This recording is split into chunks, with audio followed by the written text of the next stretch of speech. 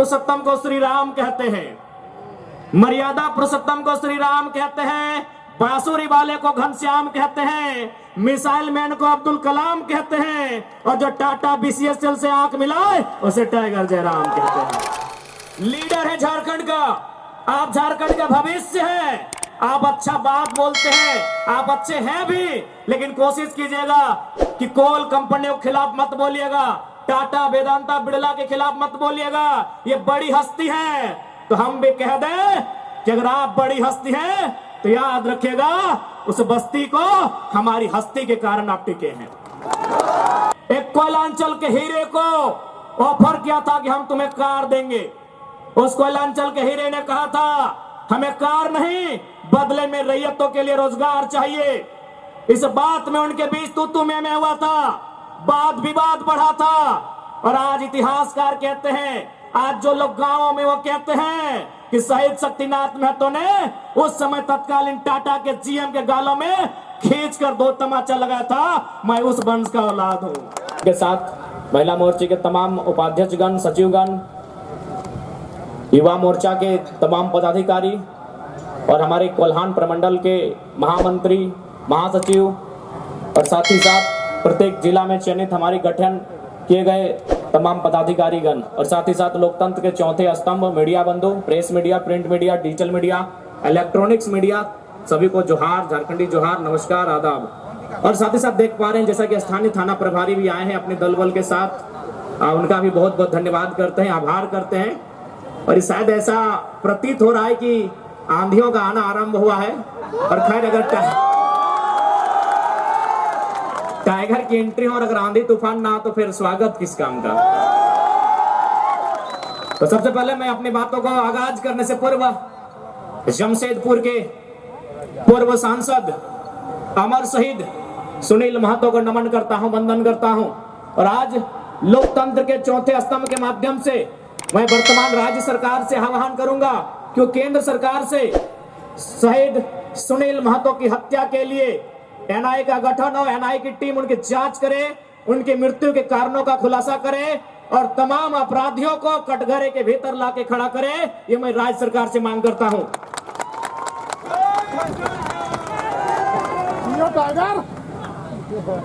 क्योंकि अगर आज एक एमपी को इंसाफ नहीं मिल पाएगा, एमपी जो प्रधानमंत्री के कक्ष में बैठता है, एक एमपी जो राष्ट्रपति के सम्मुख जाकर अपनी बैठकों को भाग लेता है, अगर इस राज्य में, इस देश में एक मेंबर ऑफ पार्लियामेंट को न्याय नहीं मिल पाएगा तो एक आम व्यक्ति न्याय की अपेक्षा कैसे रख सकता है। इसलिए मैं राज्य सरकार, चूंकि झारखंड मुक्ति मोर्चा की सरकार है और शहीद सुनील महतो झारखंड मुक्ति मोर्चा के अंग थे, हिस्सा थे, मैं सरकार से ये मांग करता हूं।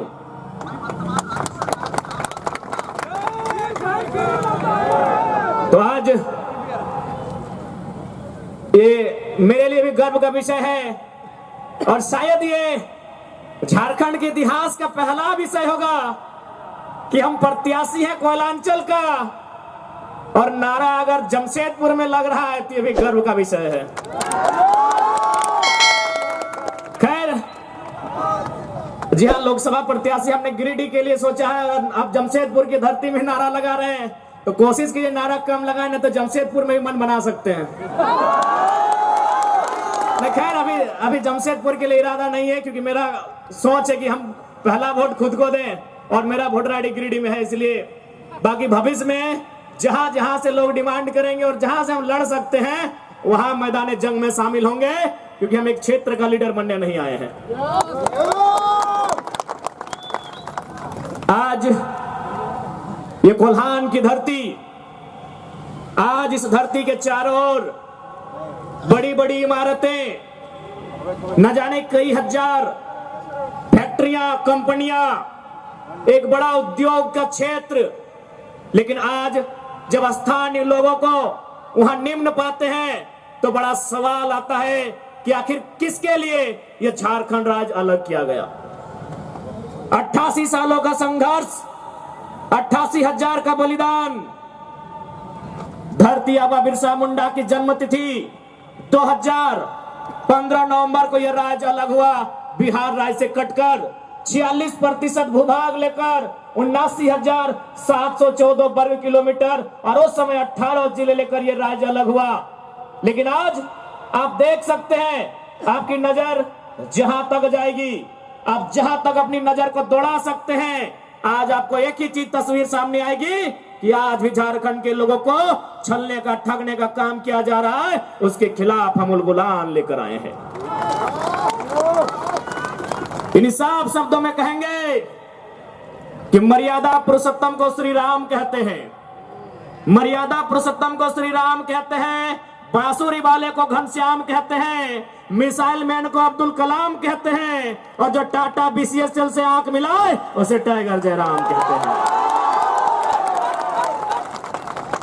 बिल्कुल सवाल होगा, जबकि मुझे बहुत सारे लोगों ने कहा कि आप फ्यूचर के लीडर हैं झारखंड का, आप झारखंड का भविष्य हैं, आप अच्छा बात बोलते हैं, आप अच्छे हैं भी, लेकिन कोशिश कीजिएगा कि कोल कंपनियों के खिलाफ मत बोलिएगा, टाटा, वेदांता, बिड़ला के खिलाफ मत बोलिएगा, ये बड़ी हस्ती है।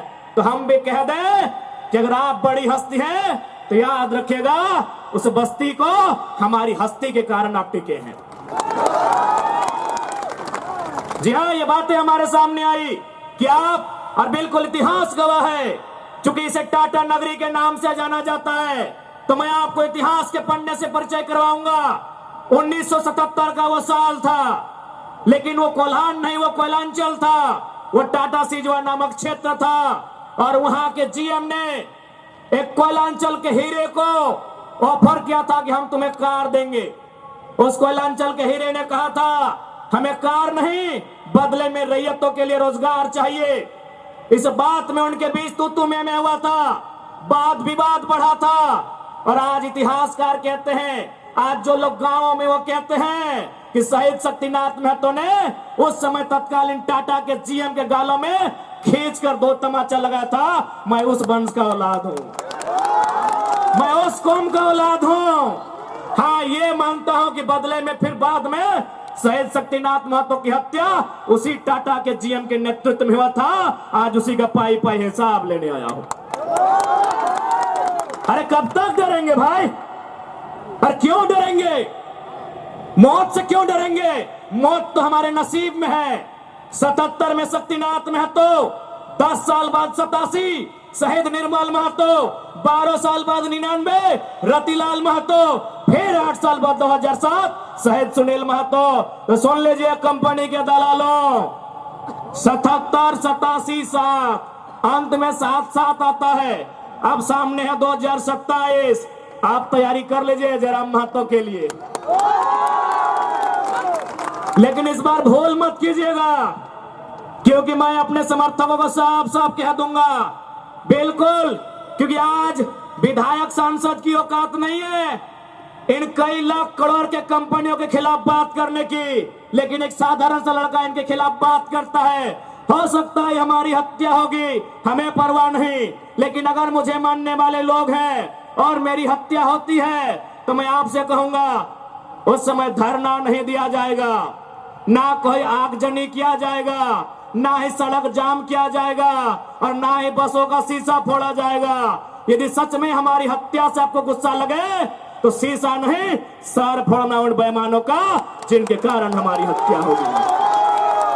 बहुत दिन तक डर के रहे, बहुत दिन तक डर के रहे।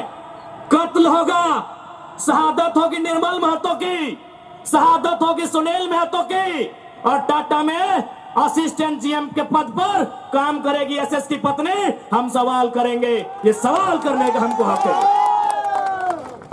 शहादत देंगे सुनील महतो। आज उनकी विधवा मां रो रही है, आर्थिक दंड स्थिति का सामना कर रही है, और एसएसपी की बीबी या फ्री फोकट में जनरल मैनेजर पद पे काम करेगी। हम इसका सवाल करेंगे, आपको जो कहना है कीजिए, आपको जो करना है कीजिए। अरे कब तक डरेंगे कोल्हानवासी? कब तक डरेंगे? कब तक इनकी गुलामी सहेंगे? अरे जिनके हमारे बाप दादाओं की जमीनों पे टाटा जमशेदपुर खड़ा है, हमारी बाप दादा की जमीन पे उसा मार्टिन खड़ा है, हमारी बाप दादा की जमीन पे टिस्को खड़ा है। इस बात को जहन में याद रखिएगा कोलान वासियों।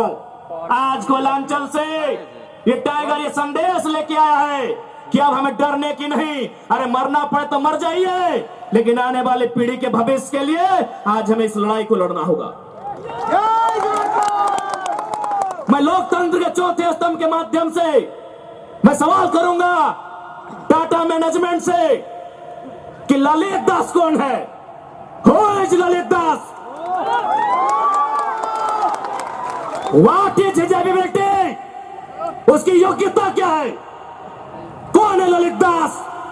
उसकी योग्यता क्या है? कितना तक पढ़ा है कि आज सीएसआर को संभालेगा, आज IL6 में नौकरी करेगा? सारा जिसका गांव गुजरा, एक नहीं 18 गांव टाटा के लिए उजड़ा है, और छत्तीसगढ़ का रघुवर दास जी का बेटा ललित दास यहाँ IL6 में नौकरी करेगा, सीएसआर को संभालेगा।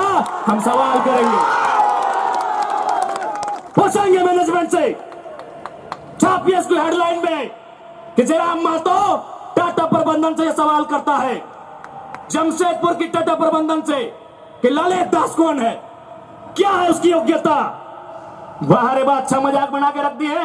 कत्ल होगा हमारा, लहू बहेगा हमारा, हमारी लहू से स्वर्णरेखा की नदी लाल होगी, हमारी लहू से दामोदर की नदी लाल होगी, और ललित दास माला माल होगा। हम सवाल भी करेंगे और बवाल भी करेंगे, इस बात को लिख लीजिए। आइए सामने टाटा के प्रबंधन, और हमें उत्तर दीजिए कि ललित दास कौन है, क्या है उसकी योग्यता? पूर्व मुख्यमंत्री का बेटा होना योग्यता है या वर्तमान राज्यपाल का बेटा होना योग्यता है? क्या यह योग्यता कहा जाएगा? भारत एक संवैधानिक राष्ट्र है। क्या बाप के दौड़ने के बदले बेटा दौड़ोगा बनेगा? बाप के दौड़ से बेटा दौड़ोगा बनेगा? बाप एग्जाम पास करेगा, बेटा टीचर बनेगा? तो पूर्व मुख्यमंत्री है चाहे वर्तमान राज्यपाल रहे, ललित दास कौन है? हमको हिसाब किताब चाहिए। आज ना ये चुनावी भाषण देने आए हैं, न राजनीति की बात करने आए हैं। एक संदेश लेके आए हैं कि कोयलांचल और कोल्हान के लोगों, हम दो हमारे दो नहीं।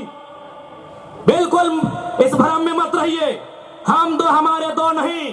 तीसरा पैदा कीजिए, उसको निर्मल महतो बनाइए, उसको हथियार से लेस कीजिए। अरे कैसे लड़ेंगे आप इनसे? 20 लाख करोड़ की प्रॉपर्टी है इनकी, आप ऐसे लोगों से लड़ पाएंगे?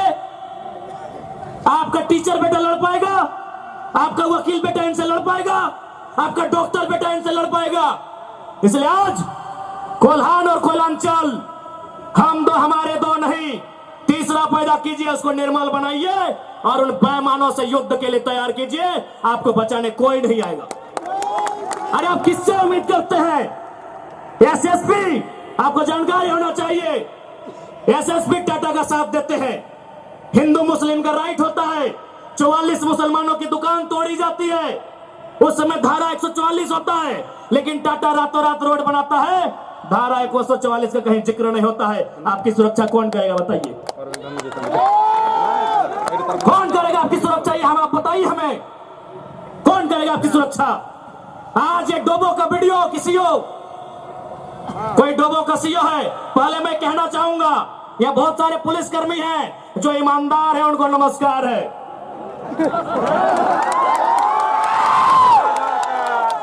आईएएस रहे चाहे आईपीएस रहे, जो ईमानदार है उनको नमस्कार है।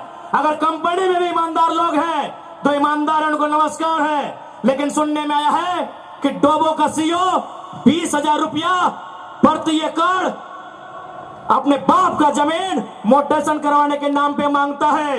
ऐसे सीओ को जो डोबो का सुनने में आया है, उसको तो हम में लेकर डुबा दीजिए। इस बात को हम चिन्ह ठोक के कहेंगे। उसका बाप का जमीन है क्या? 20,000 नहीं, 20 पैसा नहीं मिलेगा, 20 पैसा नहीं मिलेगा। वीडियो का बाप का जमीन है, सीओ का बाप का जमीन है क्या?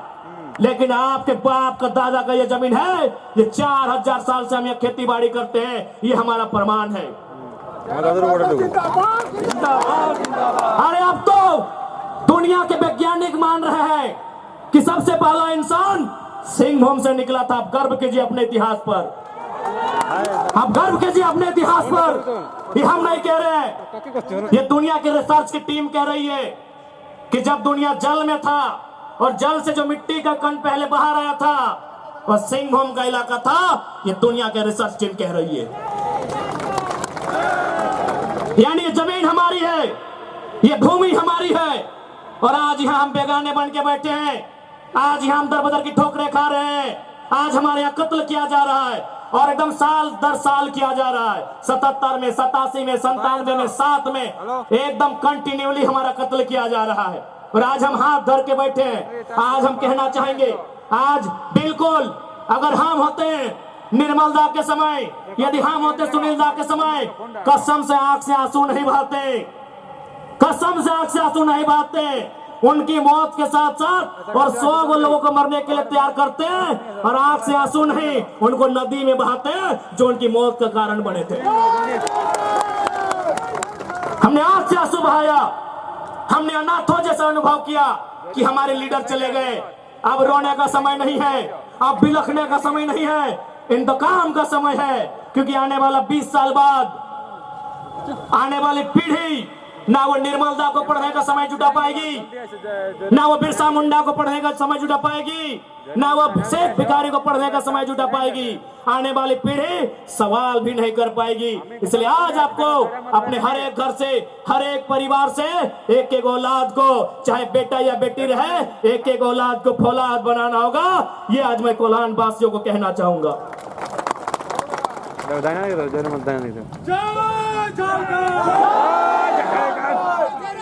जिंदाबाद।